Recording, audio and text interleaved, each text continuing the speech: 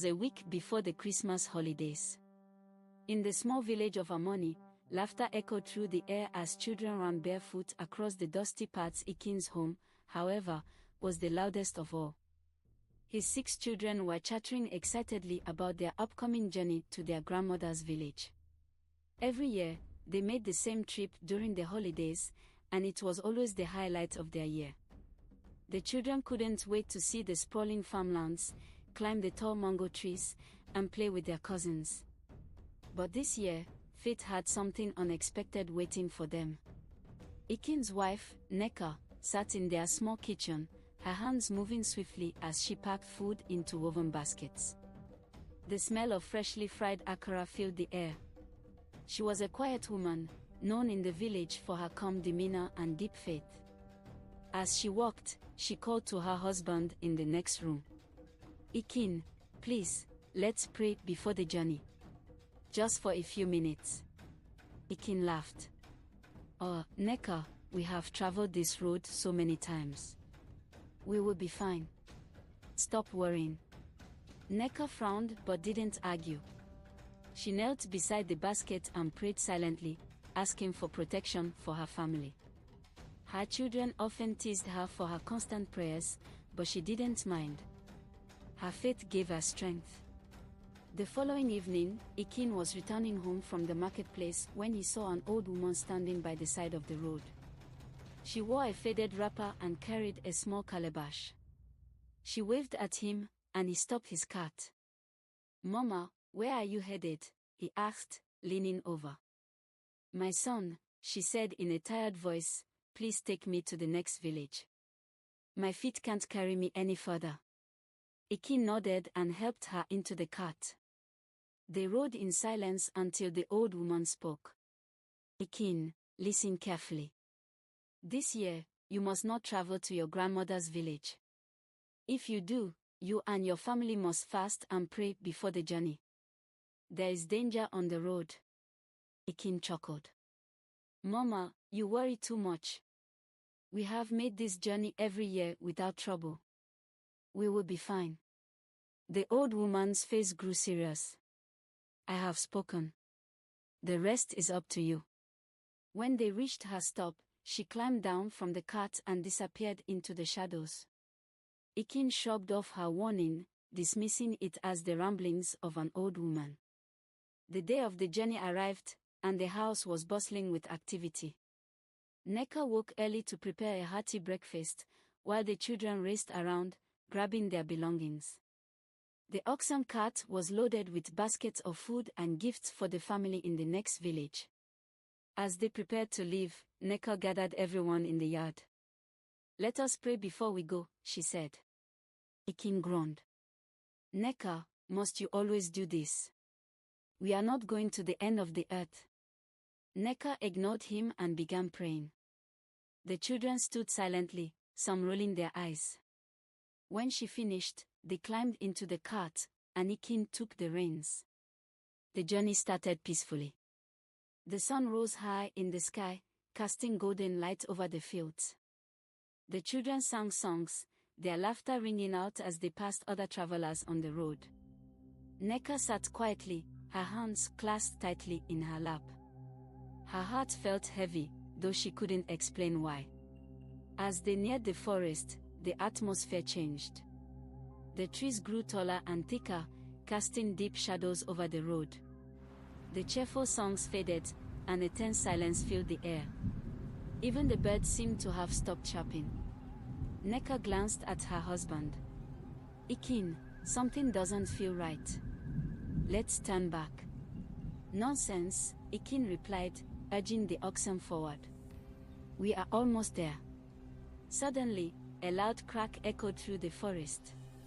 The oxen stopped abruptly, their ears twitching. Ekene frowned and jumped down to inspect the road. Ahead, a large tree had fallen, blocking the path. "Stay here. I will see if we can clear the way," he said. As he approached the tree, a chilling wind swept through the forest. Neka's heart pounded. She gripped the sides of the cart, her lips moving in silent prayer. The children huddled together, their earlier excitement replaced by unease. Before Ekene could reach the tree, a shadowy figure emerged from the forest. It was the old woman. Her eyes glowed faintly in the dim light. She said, her voice echoing strangely. "You did not listen." Ekene stumbled back, fear flashing across his face. "What do you want?" he asked, his voice trembling. The old woman raised her hand. "You were given a chance to pray and prepare. Now, you must face the consequences." A deafening roar filled the forest as the ground beneath the cart began to shake. The oxen reared up, breaking free from their harnesses and fleeing into the trees. The cart tipped over, spilling its contents and throwing the family onto the ground. Neka clung to her children, her prayers growing louder. "Lord, protect us. Please, show mercy." But the old woman's face remained cold. She turned and disappeared into the forest, leaving only the sound of her laughter lingering in the air. The shadows closed in around the family, and a sense of impending doom settled over them. The children's cries echoed through the dark forest as Neka tried to gather them close. "Stay together," she urged, her voice trembling with fear. Ekene pulled himself up, his body aching from the fall. He grabbed a fallen branch, holding it tightly as if it could ward off whatever danger was looming. Out of the shadows, strange whispers began to fill the air, circling the family. The whispers grew louder, forming a language none of them could understand. Ekene swung the branch wildly, shouting, "Show yourself. Leave my family alone." A deep growl answered from the darkness. Glowing red eyes appeared, first one pair, then two, and then many. Neka screamed, pulling her children closer as shadowy creatures emerged from the forest, their forms twisting and riding like smoke.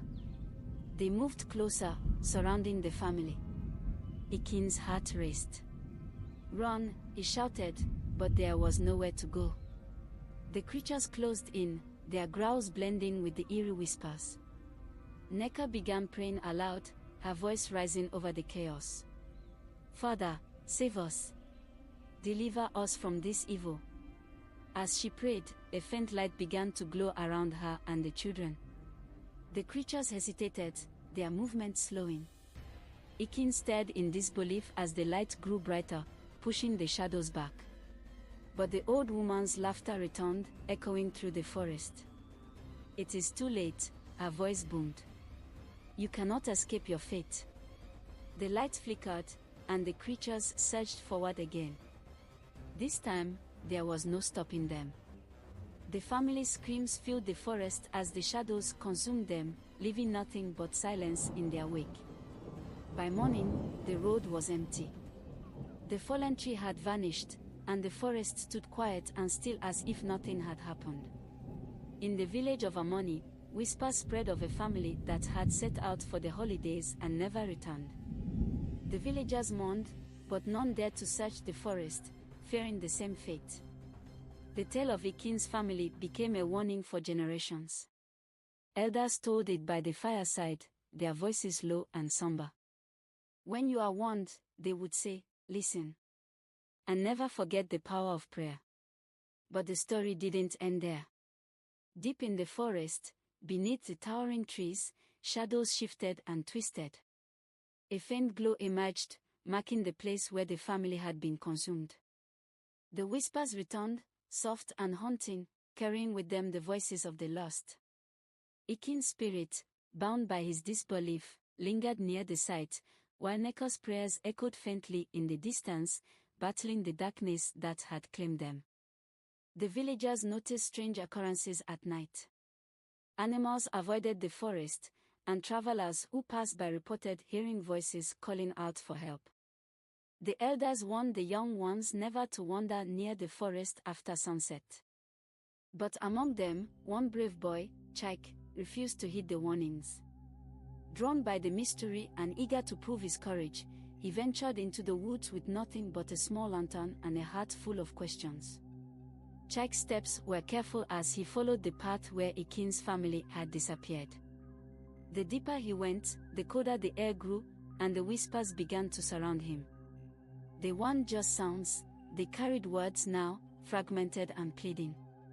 Help us, pray, light. Chike's heart pounded, but he pressed on, determined to uncover the truth.